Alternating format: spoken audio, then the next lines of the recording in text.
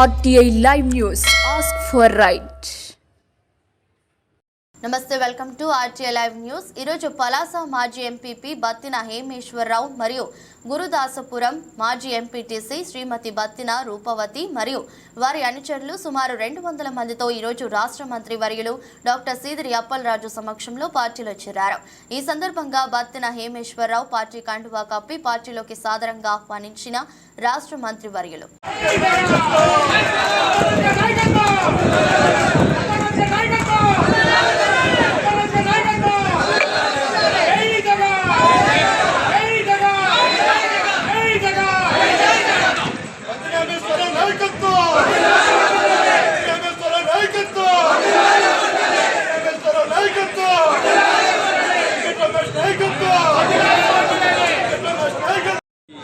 శ్రీకృష్ణ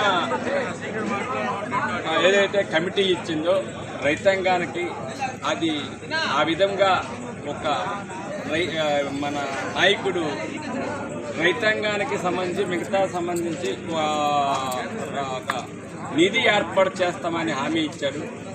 దాని మీద బోనస్ రూపంగా ఇప్పించాలని రాబోయే కాలంలో గెలిచిన తర్వాత రైతాంగానికి అలాగే ఈ నియోజకవర్గంలో అనేక నీటి వనరులు ఉన్నాయి.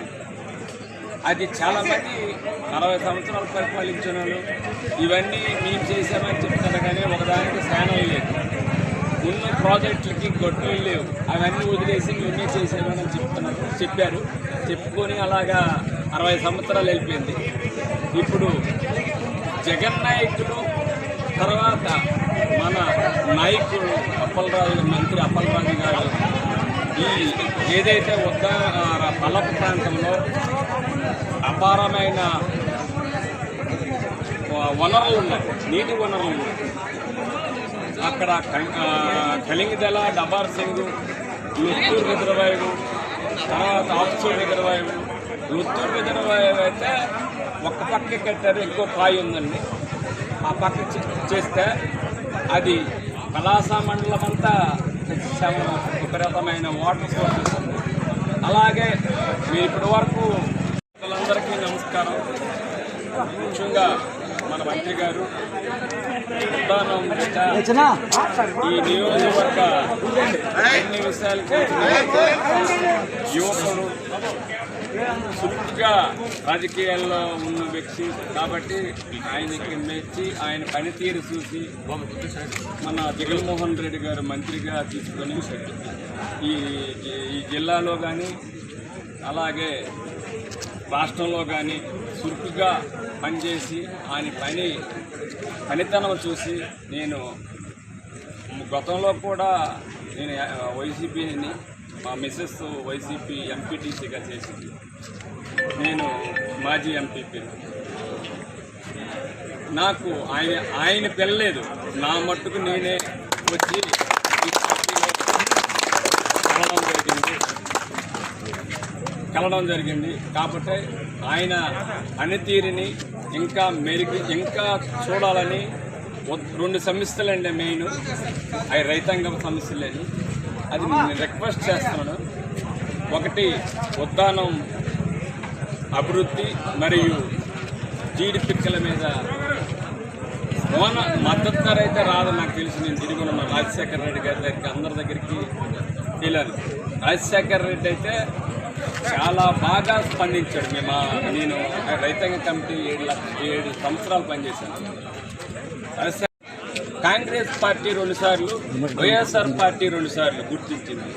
మరి టీడీపీకి ఏటో మరిడో కానీ పరాయితో మా పరాయి అధికారాలతో మనం పనిచేస్తున్నాం. అది పోగొట్టాలని మీ అందరికీ మనం చేస్తున్నాను. 50% అబౌవ్ చేశారు, అది కూడా పూర్తి చేసి ప్రజలకు అందిస్తారని మనం చేస్తూ ఇంతటి అవకాశం ఇచ్చిన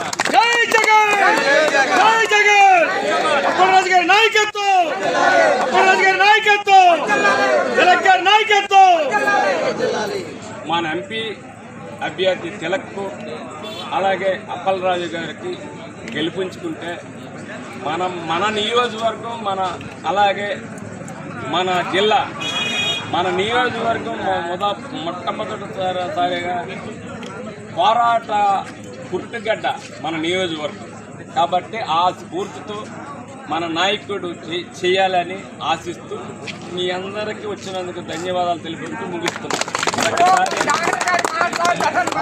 50% అబౌవ్ చేశారు, అది కూడా పూర్తి చేసి ప్రజలకు అందిస్తారని మనం చేస్తూ ఎంతటి అవకాశాలు ఇచ్చిన